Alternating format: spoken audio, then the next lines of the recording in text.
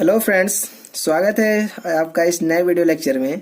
आज की इस वीडियो लेक्चर में हम लोग बात करने वाले हैं माइक्रोफोन के बारे में।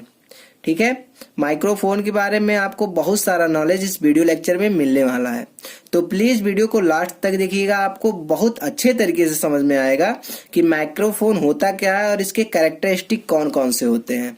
तो सबसे पहले हम लोग इसका बेसिक समझते हैं कि माइक्रोफोन होता क्या है। तो माइक्रोफोन एक प्रकार का ट्रांसड्यूसर होता है।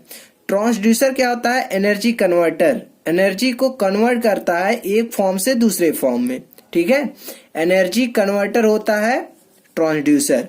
तो जो माइक्रोफोन होता है एक प्रकार का इनपुट ट्रांसड्यूसर होता है, क्योंकि जो भी माइक्रोफोन होते हैं वो साउंड सिग्नल को इलेक्ट्रिकल सिग्नल में चेंज करते हैं। मतलब माइक्रोफोन भी तो एक एनर्जी को दूसरे एनर्जी में चेंज कर रहा है, क्योंकि जो माइक्रोफोन होता है वो जो साउंड प्रेशर होता है उसको इलेक्ट्रिकल सिग्नल में चेंज कर रहा है। तो इसको हम लोग बोल सकते हैं ट्रांसड्यूसर, एनर्जी कन्वर्टर। अगर इसका डिफिनेशन लिखना होगा तो इस तरह से लिखेंगे, a microphone is a transducer which converts variations of sound pressure into electrical signal of same frequency। तो जो एक माइक्रोफोन होता है उसका काम क्या होता है? जो भी साउंड प्रेशर होगा उसको इलेक्ट्रिकल सिग्नल में चेंज करेगा, उसकी फ्रीक्वेंसी जो रहेगी वो सेम रहेगी। एम्पलीट्यूड ऑफ इलेक्ट्रिकल सिग्नल और proportional to the intensity of sound wave. तो जो भी साउंड की इंटेंसिटी होगी उसके ही प्रोपोर्शनल होगा क्या? इलेक्ट्रिकल सिग्नल का एम्पलीट्यूड। ठीक है, जो भी हम लोग साउंड दे रहे हैं, जो भी माइक्रोफोन को हम लोग इनपुट के रूप में जो साउंड प्रेशर है वो दे रहे हैं, तो उसका जो आउटपुट होगा, जो इलेक्ट्रिकल सिग्नल होगा, उसका जो एम्पलीट्यूड होगा, जो इसका स्ट्रेंथ होगा, वो भी आपका क्या होगा? प्रोपोर्शनल होगा इंटेंसिटी के। ठीक है, मतलब जो साउंड वेव है उसकी इंटेंसिटी को हम लोग बढ़ाएंगे तो जो इलेक्ट्रिकल सिग्नल का स्ट्रेंथ है वो भी बढ़ जाएगा, इंक्रीज हो जाएगा। ठीक है, इसके बाद हम लोग देखने वाले हैं कैरेक्टरिस्टिक कौन कौन से होते हैं। जो माइक्रोफोन है उसके कैरेक्टरिस्टिक कौन कौन से होते हैं। तो जो फर्स्ट कैरेक्टरिस्टिक होता है वो सेंसिटिविटी होता है। सेकेंड कैरेक्टरिस्टिक क्या होता है? SNR, signal to noise ratio, जिसको बोलते हैं signal to noise ratio, SNR। उसके बाद अगला कैरेक्टरिस्टिक आता है फ्रीक्वेंसी रिस्पॉन्स। अगला जो कैरेक्टरिस्टिक आता है वो डायरेक्टिविटी। अगला जो कैरेक्टरिस्टिक आता है डिस्टॉर्शन। उसके बाद जो कैरेक्टरिस्टिक आता है वो आउटपुट इम्पीडेंस। इन सारे टॉपिक को हम लोग बारी बारी से कवर करेंगे कि सेंसिटिविटी क्या होता है, SNR क्या होता है, फ्रीक्वेंसी रिस्पॉन्स क्या होता है, कैसा होना चाहिए माइक्रोफोन के लिए, और डायरेक्टिविटी क्या होता है एक अच्छे माइक्रोफोन के लिए, इसकी डायरेक्टिविटी कैसी होनी चाहिए, और इसमें डिस्टॉर्शन कौन कौन से हो सकते हैं, और इसका इम्पीडेंस जो आउटपुट इम्पीडेंस होता है वो कितना होता है, और इम्पीडेंस मैचिंग के रूप में हम लोग क्या चीज यूज करते हैं। ठीक है, तो चलिए सबसे पहले हम लोग जानते हैं सेंसिटिविटी क्या होता है। तो the sensitivity is microphone, the sensitivity of microphone is defined as output in millivolt for sound pressure 0.1 pascal at 1 kilohertz. कहने का मतलब सिंपल है कि जो भी माइक्रोफोन की सेंसिटिविटी होगी वो क्या होगी कि जो भी आउटपुट होगा, ठीक है, जो साउंड प्रेशर है उसके लिए जो भी आउटपुट होगा वो मान लेते हैं अगर मिली वोल्ट में है तो जो साउंड प्रेशर है 0.1 पास्कल होगा। अगर हम लोग 0.1 पास्कल का साउंड प्रेशर दे रहे हैं और उसका जो आउटपुट है वो मिली वोल्ट में आ रहा है तो इसको बोलेंगे हम लोग सेंसिटिविटी। अभी इसका एक टर्म आता है SPL। SPL का फुल फॉर्म होता है साउंड प्रेशर लेवल। इसको आप लोग अच्छे से याद कर लीजिएगा। SPL जो होता है उसका फुल फॉर्म होता है साउंड प्रेशर लेवल। ठीक है, तो ये तो हो गया माइक्रोफोन का सेंसिटिविटी जो कि पहला कैरेक्टरिस्टिक है। अब सेकंड कैरेक्टरिस्टिक की बात करें तो SNR, signal to noise ratio. Signal to noise ratio का एक सिंपल सा फार्मूला होता है SNR equal to 20 log output with SPL of 0.1 pascal upon output in absence of sound. मतलब जो भी आउटपुट हम लोग को मिलेगा वो 0.1 पास्कल पे, ठीक है, अपॉन जो भी साउंड है उसके एब्सेंस में जो आउटपुट मिलेगा। इन दोनों का जो रेशियो होगा उसको हम लोग 20 log लेंगे यहाँ पे, तो इसको हम लोग बोल देंगे SNR, signal to noise ratio. और हम लोग बात करें सिग्नल टू नॉइज रेशियो के बारे में, तो एक बहुत ही इंटरेस्टिंग आता है कि जैसा जो नॉइज होगा अगर कम है तो जो सिग्नल टू नॉइज रेशियो है वो ज्यादा होगा, अगर सिग्नल जो नॉइज है वो ज्यादा है तो जो सिग्नल टू नॉइज रेशियो कम होगा। अब नॉइज क्या होता है, किसी भी माइक्रोफोन के लिए जो नॉइज होता है वो अनवांटेड सिग्नल होता है, अनडिजायर्ड सिग्नल होता है, जिस भी सिग्नल को हम लोग को जरूरत नहीं है फिर भी वो आउटपुट में अचानक से ऐड हो जा रहा है, तो इसको बोलते हैं नॉइज। अगर किसी माइक्रोफोन में नॉइज आ रहा है तो उसका अगर नॉइज ज्यादा आ रहा है तो उसको हम लोग जो इसका SNR होगा वो कम होगा, ठीक है। अगर नॉइज कम है तो इसका जो SNR है, सिग्नल टू नॉइज रेशियो है, वो ज्यादा होगा, ठीक है। माइक्रोफोन के अंदर परिपथ के रेजिस्टेंस, ट्रांसफार्मर ETC के कारण कुछ नॉइज अपने आप उत्पन्न होती है जिसको सेल्फ नॉइज बोलते हैं। तो माइक्रोफोन के अंदर कुछ रेजिस्टेंस होते हैं और कुछ जो माइक्रोफोन होते हैं उनमें ट्रांसफार्मर का भी यूज होता है, तो इन दोनों के अंदर कुछ नॉइज स्वयं से जनरेट होती है, ठीक है। इसको बोलते हैं सेल्फ नॉइज। इसी सेल्फ नॉइज को हम लोग किस में डिनोट करते हैं, SPL में, साउंड प्रेशर लेवल के रूप में इसको हम लोग डिनोट करते हैं सेल्फ नॉइज को, ठीक है। इसी नॉइज को SPL के रूप में व्यक्त करते हैं, डिनोट करते हैं। जो भी माइक्रोफोन है उसके अंदर कुछ रेजिस्टेंस होगा और कुछ हम लोग ट्रांसफार्मर यूज करेंगे कुछ माइक्रोफोन में, तो उसमें जो होगा कुछ नॉइज जनरेट होता है जिसको बोलते हैं सेल्फ नॉइज। इन्हीं सेल्फ नॉइज को हम लोग रिप्रेजेंट करने के लिए SPL का यूज करते हैं। SPL मतलब साउंड प्रेशर लेवल, ठीक है। अब तीसरा हम लोग का फ्रीक्वेंसी रिस्पॉन्स। अगर माइक्रोफोन की बात करें तो इसका जो फ्रीक्वेंसी रिस्पॉन्स होता है एक अच्छे माइक्रोफोन के लिए, उसका फ्रीक्वेंसी रिस्पॉन्स फ्लैट होना चाहिए। तो चलिए समझते हैं फ्रीक्वेंसी रिस्पॉन्स के बारे में। माइक्रोफोन की आउटपुट सेम इनपुट SPL की स्थिति में भिन्न फ्रीक्वेंसी पर समान नहीं रहती है। तो अगर हम लोग बात करें माइक्रोफोन के आउटपुट के बारे में, तो जो भी सेम इनपुट होगा उसकी स्थिति में जो भी फ्रीक्वेंसी होगा, विभिन्न प्रकार की जो भी फ्रीक्वेंसी होगी वो डिफरेंट होगी, एक समान नहीं होगी। अगर हम लोग बात कर रहे हैं वाइब्रेटिंग सिस्टम में, क्योंकि जो हम लोग इनपुट के रूप में जो साउंड प्रेशर दे रहे हैं, ठीक है, तो यहाँ एक टर्म आ जाता है वाइब्रेटिंग सिस्टम।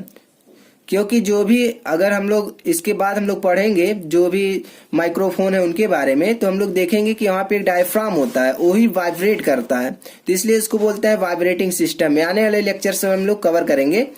तो इन वाइब्रेटिंग सिस्टम जो मास होगा, उसका जो द्रव्यमान होगा, उसको हम लोग रिप्रेजेंट करेंगे इंडक्टेंस के रूप में, ठीक है। जो भी मास होगा उसको रिप्रेजेंट करेंगे इंडक्टेंस के रूप में। तो हम लोग जानते हैं कि जो रिएक्टिव इंडक्टेंस होता है वो इक्वल टू होता है 2πfL, जहाँ पे F फ्रीक्वेंसी है, L इंडक्टेंस है, ठीक है। और इसमें क्या होता है, हाई फ्रीक्वेंसी पर एट्यूनेशन होता है। अगर मास जो है उसको रिप्रेजेंट कर रहे हैं इंडक्टेंस के रूप में, तो इसमें हाई फ्रीक्वेंसी पर एट्यूनेशन होता है। वहीं पे कंप्लियंस होता है। कंप्लियंस में क्या होता है कि इसको हम लोग रिप्रेजेंट करते हैं कैपेसिटेंस के रूप में, ठीक है। इन सारे टर्म को आने वाले वीडियो लेक्चर में अच्छे से डिफाइन करेंगे कि जो कंप्लियंस होता है वो जो कैपेसिटेंस होता है उसकी तरह यूज होता है। तो यहाँ पे जो कैपेसिटेंस होता है, reactive capacitance XC equal to होता है 1/2πfC, जहाँ पे F फ्रीक्वेंसी है और C कैपेसिटेंस है, ठीक है। तो यहाँ पे जो लो फ्रीक्वेंसी होता है, जो लोअर फ्रीक्वेंसी होता है, उसमें एट्यूनेशन होता है। तो ये तो हो गया एक सिंपल सा बेसिक। इसको हम लोग डिटेल में समझेंगे आने वाले लेक्चर्स में। माइक्रोफोन की फ्रीक्वेंसी रिस्पांस का तात्पर्य उस बैंडविड्थ से है जिसके अंदर माइक्रोफोन का आउटपुट फ्रीक्वेंसी रिस्पांस फ्लैट आए। तो फ्रीक्वेंसी रिस्पांस का सीधा सीधा मतलब है कि जो भी हम लोग का फ्रीक्वेंसी रिस्पांस है वो उसमें जो भी बैंडविड्थ है उसके अंदर का जो आउटपुट होगा, उसका जो फ्रीक्वेंसी रिस्पांस होगा वो फ्लैट होना चाहिए। मान लेते हैं कि यहाँ पे एक है लोअर साइड बैंड, यहाँ पे अपर साइड बैंड। मान लेते हैं दो फ्रीक्वेंसी बैंड है, इन दोनों के बीच में, इन्हीं दोनों के बीच को हम लोग मान लेते हैं बैंडविड्थ, ठीक है। यहाँ पे मान लेते हैं इतना बैंडविड्थ है। तो इन्हीं दोनों के बीच का जो ग्राफ होगा, जो फ्रीक्वेंसी रिस्पांस होगा, वो फ्लैट होना चाहिए। तो एक आइडियल माइक्रोफोन के लिए इनके बीच का जो फ्रीक्वेंसी रिस्पांस होगा वो फ्लैट होना चाहिए, ठीक है। तो ऑडियो रेंज में 20 हर्ट्ज से 20 किलो हर्ट्ज होता है। तो आइडियल जो फ्रीक्वेंसी रिस्पॉन्स होता है माइक्रोफोन का, आइडियल फ्रीक्वेंसी रिस्पॉन्स, वो कहता है कि ऑडियो फ्रीक्वेंसी रेंज में जो भी माइक्रोफोन है उसका जो फ्रीक्वेंसी रिस्पॉन्स है वो फ्लैट होना चाहिए, लेकिन प्रैक्टिकल ऐसा कभी संभव नहीं है। एक अच्छे माइक्रोफोन की फ्रीक्वेंसी रिस्पॉन्स फ्लैट होनी चाहिए, मतलब उसका जो मैक्सिमम आउटपुट है वो फ्लैट होना चाहिए, ठीक है। अगला हम लोग देखने वाले हैं विभिन्न प्रकार के फ्रीक्वेंसी रिस्पॉन्स। जो भी कई प्रकार के माइक्रोफोन होते हैं उनके अलग अलग फ्रीक्वेंसी रिस्पॉन्स होते हैं, जैसे कार्बन माइक्रोफोन होता है, क्रिस्टल माइक्रोफोन होता है, कैपेसिटर माइक्रोफोन होता है, उसके मूविंग कॉइल माइक्रोफोन होता है, रिवर माइक्रोफोन होता है। इन सारे के जो ग्राफ होते हैं फ्रीक्वेंसी रिस्पॉन्स के ग्राफ, इसको हम लोग देखने वाले हैं। तो यहाँ पे देख सकते हैं, इस ग्राफ से हम लोग समझते हैं, यहाँ पे फ्रीक्वेंसी का ग्राफ है। इस एक्सिस पे फ्रीक्वेंसी है जो कि हर्ट्ज में है, और इस एक्सिस पे आपका आउटपुट है डीबी में है, ठीक है। तो यहाँ पे क्या होता है कि जो रिवन माइक्रोफोन का जो आता है फ्रीक्वेंसी रिस्पॉन्स, वो कुछ इस तरह से आता है। रिवन माइक्रोफोन, अलग अलग माइक्रोफोन के लिए अलग अलग फ्रीक्वेंसी रिस्पॉन्स आता है। तो जो रिवन माइक्रोफोन का फ्रीक्वेंसी रिस्पॉन्स होता है वो किस रेंज में फ्लैट होता है? 20 kilo hertz to 12 kilo hertz के बीच के रेंज में जो रिबन माइक्रोफोन होता है उसका जो फ्रीक्वेंसी रिस्पॉन्स होता है वो फ्लैट होता है, ठीक है। इसके बाद आता है आपका मूविंग कॉइल माइक्रोफोन। तो मूविंग कॉइल जो माइक्रोफोन होता है उसका जो रेंज होता है वो 60 हर्ट्ज टू 80 किलो हर्ट्ज के बीच में इसका फ्रीक्वेंसी रिस्पॉन्स होता है वो अच्छा होता है। लेकिन यहाँ पे देख सकते हैं कुछ यहाँ पे फ्लैट नहीं आ रहा है, सिर्फ इतना यहाँ पे फ्लैट आ रहा है, ठीक है। इसके बाद जो कंडेंसर माइक्रोफोन होता है उसका जो फ्रीक्वेंसी रिस्पॉन्स होता है कुछ इस फॉर्म में होता है, ठीक है। 40 हर्ट्ज टू 15 किलो हर्ट्ज। इसके कंडेंसर जो माइक्रोफोन होता है इसको कैपेसिटर माइक्रोफोन भी बोलते हैं, ठीक है। अगला जो फ्रीक्वेंसी रिस्पॉन्स होता है वो क्रिस्टल माइक्रोफोन का। तो क्रिस्टल माइक्रोफोन का फ्रीक्वेंसी रिस्पॉन्स कुछ इस फॉर्म में होता है, 100 हर्ट्ज टू 8 किलो हर्ट्ज के बीच में, ठीक है। और जो कार्बन माइक्रोफोन का फ्रीक्वेंसी रिस्पॉन्स होता है कुछ इस फॉर्म में होता है, यहाँ पे देख सकते हैं कुछ इस फॉर्म में हो जाएगा। तो इसको बोलते हैं कार्बन माइक्रोफोन का फ्रीक्वेंसी रिस्पॉन्स। इसका जो रेंज होता है 200 हर्ट्ज टू 5 किलो हर्ट्ज, ठीक है। तो इस एक्सिस पे आपका आउटपुट होगा डीबी में, इस एक्सिस पे आपका फ्रीक्वेंसी होगा। तो आप बना सकते हैं फिगर, बहुत ही अच्छा है फिगर, फ्रीक्वेंसी रिस्पॉन्स है अलग अलग माइक्रोफोन के लिए। जब हम लोग आने वाले लेक्चर्स में अलग अलग माइक्रोफोन के बारे में स्टडी करेंगे तो वहां पे सिंगल सिंगल करके फ्रीक्वेंसी रिस्पॉन्स हम लोग बनाएंगे, ठीक है। अब हम लोग का जो अगला कैरेक्टरिस्टिक है उसका डायरेक्टिविटी है। डायरेक्टिविटी क्या होता है? अगर हम लोग बात कर रहे हैं माइक्रोफोन में तो इसकी डायरेक्टिविटी क्या होती है इसके बारे में हम लोग स्टडी करने वाले हैं। तो डायरेक्टिविटी को रिप्रेजेंट करते हैं डी से, ठीक है। तो D is the pattern of sensitivity of a microphone according to direction, usually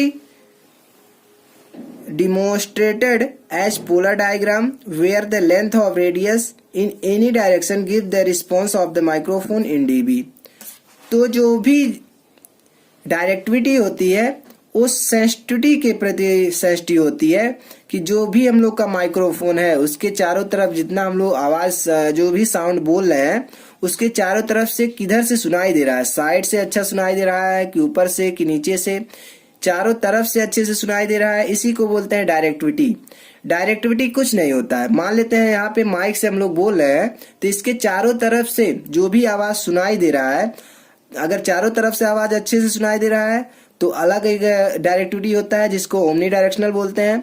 अगर दो साइड से बोल अच्छे से सुनाई दे रहा है तो इसको बाई डायरेक्शनल बोलते हैं, ठीक है।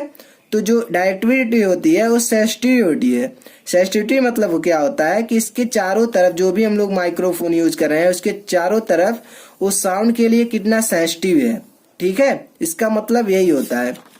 अभी हम डिफरेंट टाइप के जो भी डायरेक्टिविटी होता है उसका स्टडी करने वाले हैं, ठीक है। तो D is also called field pattern. जो भी डायरेक्टिविटी है उसको फील्ड पैटर्न से भी नाम से जाना जाता है। इसको बोलते हैं फील्ड पैटर्न, पोलर पैटर्न भी बोलते हैं और डायरेक्शनल कैरेक्टरिस्टिक भी बोलते हैं, ठीक है। जो भी डायरेक्टिविटी होता है उसको फील्ड पैटर्न भी बोलते हैं, पोलर पैटर्न भी बोलते हैं और डायरेक्शनल कैरेक्टरिस्टिक भी बोलते हैं। ठीक है, तो कई तरह के जो डायरेक्टिविटी होती है कई तरह की होती है। तो सबसे पहले हम लोग स्टडी करने वाले हैं यूनिडायरेक्शनल के बारे में। यूनिडायरेक्शनल क्या होता है, इसको एक नाम से और जाना जाता है कोऑर्डिनेट। ठीक है, कोऑर्डिनेट जो होता है इसको बोलते हैं यूनिडायरेक्शनल। तो डायरेक्टिविटी का पहला टाइप है आपका यूनिडायरेक्शनल। तो having greatest sensitivity at the front, only partially at the side and little at back. तो जो यूनिडायरेक्शनल होता है, जो भी माइक्रोफोन यूनिडायरेक्शनल होते हैं उसकी जो सेंसिटिविटी होगी वो फ्रंट में ज्यादा होगी। ठीक है, मान लेते हैं यहाँ पे है माइक्रोफोन, तो जो फ्रंट होगा इसका वहां पे जो इसकी सेंसिटिविटी होगी वो सबसे ज्यादा होगी, मैक्सिमम होगी।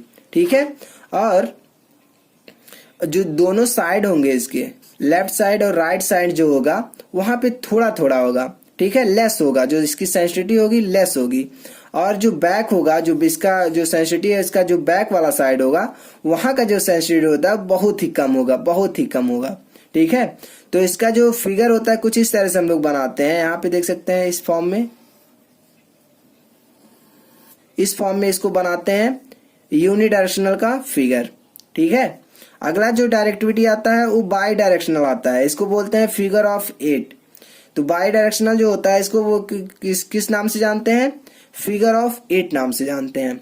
तो having greatest sensitivity at front and back but little at the side, usually use for interviews. तो जो भी बाई डायरेक्शनल माइक्रोफोन होते हैं उनका क्या होता है सेंसिटिविटी, जो फ्रंट होता है वो तो बहुत अच्छा होता है, फ्रंट साइड में बहुत अच्छा होता है। ठीक है, जो इसका फ्रंट होगा उसमें जो सेंसिटिविटी होगी बहुत अच्छी होगी और इसके बैक साइड में सेंसिटिविटी बहुत अच्छी होगी। लेकिन जो इसका साइड होगा लेफ्ट साइड और राइट साइड, इसमें जो इसकी सेंसिटिविटी होगी वो बहुत ही कम होगी। ठीक है, तो इसमें हम लोग जो बाई डायरेक्शनल से डायरेक्टिविटी वाले माइक्रोफोन होते हैं उसको इंटरव्यू जो यूज करते हैं। इंटरव्यू जो हम लोग देने जाते हैं तो वहां पे इंटरव्यूअर जो होते हैं इसी माइक्रोफोन का यूज करते हैं, बाई डायरेक्शनल होता है।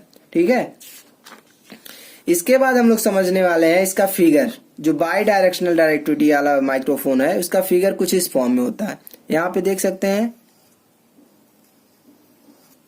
तो इसका जो फ्रंट होगा उसमें भी बहुत अच्छा सेंसिटिविटी होगा, इसका जो बैक साइड होगा इसमें भी अच्छा होगा। लेकिन जो इसके दोनों साइड होंगे वहां पे इसकी सेंसिटिविटी अच्छी नहीं होगी।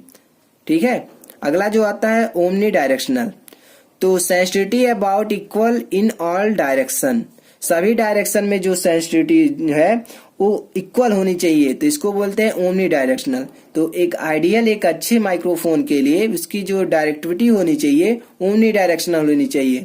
ठीक है, मतलब जो भी हम लोग बोल रहे हैं चाहे जिस साइड से बोले उसकी आवाज अच्छे से सुनाई देनी चाहिए। ठीक है, तो जो ओमनी डायरेक्शनल का फिगर होता है कुछ इस फॉर्म में होता है, यहाँ पे देख सकते हैं। इसका फ्रंट में भी अच्छे से सुनाई देगा, इसके बैक में भी अच्छे से सुनाई देगा और इसके दोनों साइड में भी अच्छे से सुनाई देगा। तो डायरेक्टिविटी क्या होता है कि हम लोग इसके चारों तरफ से अच्छे से जो भी हम लोग बोल रहे हैं वो अच्छे से सुनाई दे, चाहे साइड से बोले, चाहे फ्रंट से बोले, चाहे बैक से बोले, इसी को बोलते हैं डायरेक्टिविटी। तो इसके लिए एक फार्मूला आता है, इसको भी लिखना बहुत ही जरूरी है। तो D इक्वल टू होता है actual output when microphone is placed in direction of maximum output, अपान होगा output is in that direction obtained by keeping an omnidirectional microphone. तो एक सिंपल सा इसका फार्मूला होता है डायरेक्टिविटी का। अब हम लोग बात करने वाले हैं डिस्टॉर्शन के बारे में। ठीक है, डिस्टॉर्शन क्या होता है, माइक्रोफोन की बात कर रहे हैं तो माइक्रोफोन में कई तरह के डिस्टॉर्शंस होते हैं, इनके बारे में हम लोग बात करेंगे। तो सबसे पहले समझते हैं डिस्टॉर्शन क्या होता है। तो डिस्टॉर्शन का अर्थ होता है कि जो भी आउटपुट हम लोग को मिल रहा है वो इनपुट जो है उसके प्रोपोर्शनल प्राप्त हो रहा है कि नहीं। अगर प्रोपोर्शनल प्राप्त हो रहा है तो डिस्टॉर्शन कम होगा, अगर प्रोपोर्शनल प्राप्त नहीं हो रहा है तो डिस्टॉर्शन ज्यादा होगा। तो जो भी माइक्रोफोन होते हैं उसकी आउटपुट में निम्न कारण से डिस्टॉर्शन हो सकते हैं। तो विभिन्न प्रकार के इसमें डिस्टॉर्शन होते हैं जो माइक्रोफोन्स होते हैं, जैसे फ्रीक्वेंसी डिस्टॉर्शन हो सकते हैं और नॉन लीनियर डिस्टॉर्शन हो सकते हैं जिसको एम्पलीट्यूड डिस्टॉर्शन बोलते हैं, और फेज डिस्टॉर्शन हो सकते हैं। इन 3 प्रकार के डिस्टॉर्शन माइक्रोफोन में हो सकते हैं। तो फ्रीक्वेंसी जो डिस्टॉर्शन होते हैं वो इसकी फ्रीक्वेंसी के कारण से डिस्टॉर्शन होते हैं, ठीक है। और जो नॉन लीनियर डिस्टॉर्शन होता है वो उसके एम्पलीट्यूड के कारण से डिस्टॉर्शन होता है, और जो फेज डिस्टॉर्शन होता है उसके फेज के कारण डिस्टॉर्शन होता है, उसके बीच के एंगल के कारण से डिस्टॉर्शन होता है, ठीक है। तो जो पहला जो होता है फ्रीक्वेंसी डिस्टॉर्शन, तो फ्रीक्वेंसी डिस्टॉर्शन में क्या होता है कि फ्रीक्वेंसी के कारण से डिस्टॉर्शन आता है, तो इसको बोलते हैं फ्रीक्वेंसी डिस्टॉर्शन। और जो नॉन लीनियर डिस्टॉर्शन होता है वो उसके एम्पलीट्यूड के कारण से होता है, तो इसको बोलते हैं नॉन लीनियर डिस्टॉर्शन, ठीक है। इसके बाद जो आता है, तो एक अच्छे माइक्रोफोन में जो नॉन लीनियर डिस्टॉर्शन होता है वो 5% से कम ही होना चाहिए, ठीक है। 5% से कम ही होना चाहिए एक अच्छे माइक्रोफोन के लिए।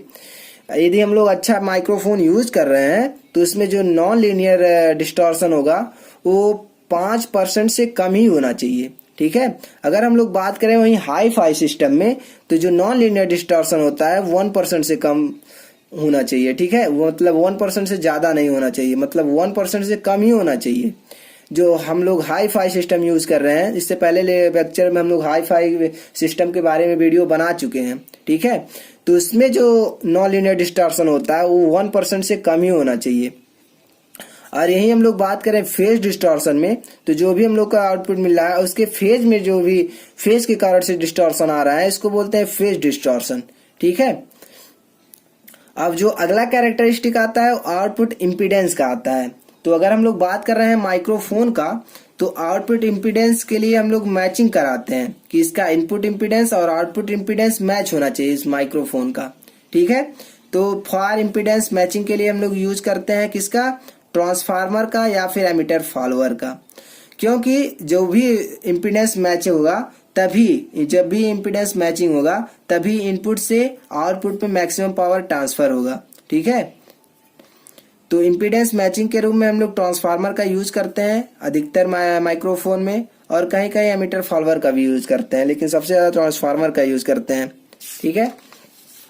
अब हम लोग बात करने वाले हैं कैरेक्टरिस्टिक ऑफ गुड माइक्रोफोन। एक अच्छे माइक्रोफोन के लिए कौन कौन से कैरेक्टर कितने होने चाहिए, हाई होने चाहिए, लेस होने चाहिए, ठीक है। इन सब के बारे में हम लोग बात करेंगे। तो जो सेंसिटिविटी होता है एक अच्छे माइक्रोफोन के लिए हाई होना चाहिए।